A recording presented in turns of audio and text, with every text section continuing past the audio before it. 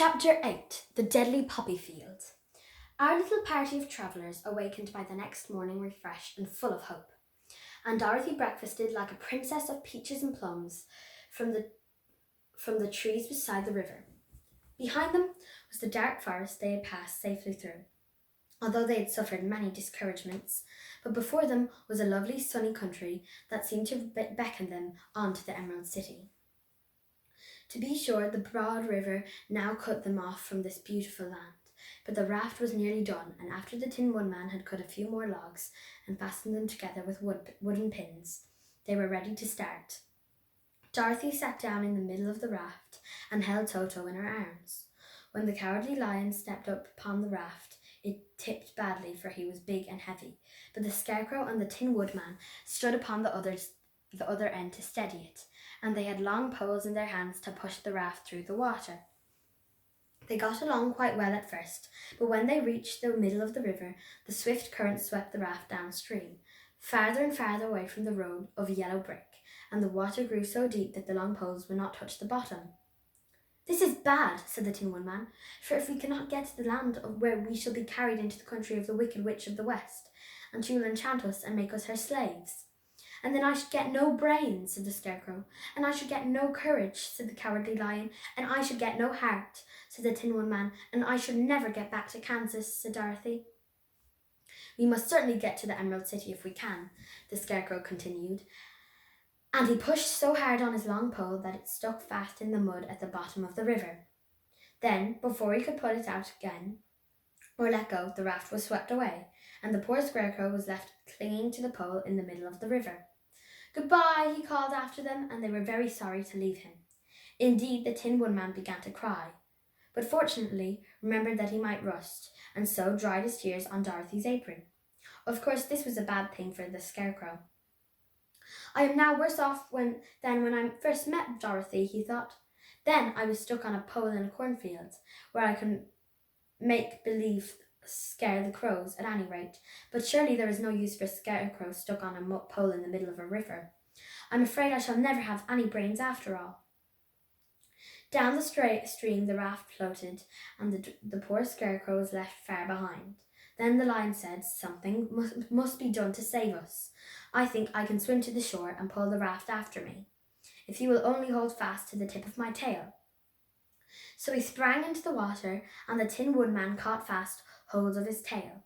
Then the Lion began to swim with all his might toward the shore. It was hard work, although he was so big, but by and by they were drawn out of the current. And then Dorothy took the Tin Woodman's long pole and helped push the raft to the land. They were all tired out when they reached the shore at last and stepped off onto the pretty green grass. And they also knew that the stream had carried them a long way past the road of yellow brick that led to the Emerald City. "What shall we do now?" asked the Tin Woodman, as the Lion lay down on the grass to let the sun dry him.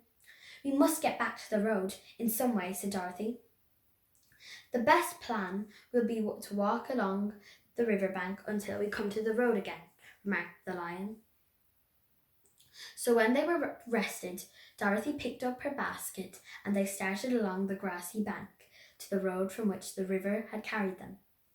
It was a lovely country with plenty of flowers and fruit trees and sunshine to cheer them up, and had they not felt sorry for the poor Scarecrow, they could have been very happy.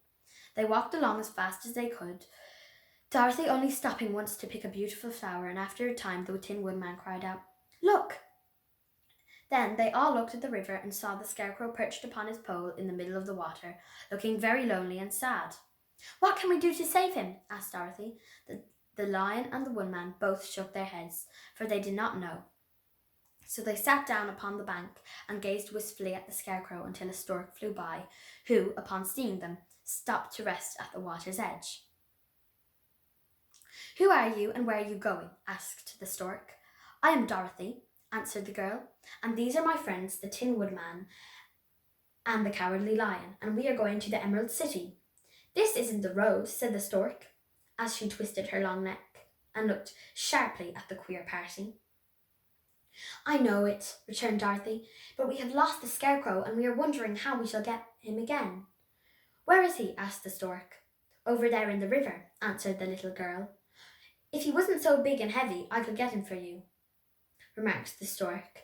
"He isn't heavy a bit," said Dorothy eagerly, "for he is stuffed with straw, and if you will bring him back to us, we shall thank you ever and ever so much." "Well, I'll try," said the stork, "but if I find he is too heavy to carry, I shall have to drop him in the river again." So the big bird flew into the air and over the water till she came to where the Scarecrow was perched upon his pole. Then the stork, with her great claws, grabbed the Scarecrow by the arm and carried him up into the air and back to the bank, where Dorothy and the lion and the Tin Woodman and Toto were sitting. When the Scarecrow found himself among his friends again, he was so happy that he hugged them all, even the lion and Toto, and as they walked along, he sang, "Tall-de-ree-de-do, what the heck?" At every step he felt so gay. "I was afraid I should have to stay in the river forever," he said, but the kind stork saved me, and if I ever get any brain, I shall find the stork again and do her some kindness in return." "That's all right," said the stork, who was flying along beside them. "I always like to help anyone in trouble, but I must go now, for my babies are waiting in the nest for me. I hope you will find the Emerald City, and that Oz will help you." "Thank you," replied Dorothy, and then the kind stork flew into the air and was soon out of sight. They walked along, listening to the singing of the brightly coloured birds, and looked at the lovely flowers, which now became so thick that the ground was carpeted with them. There were big yellow and white and blue and purple blossoms, beside great clusters of scarlet poppies, which were so brilliant in colour they almost dazzled Dorothy's eyes. "Aren't they beautiful?" the girl asked. She breathed in the spicy scent of the bright flowers. "I suppose so," answered the Scarecrow. "When I have brains, I shall probably like them better."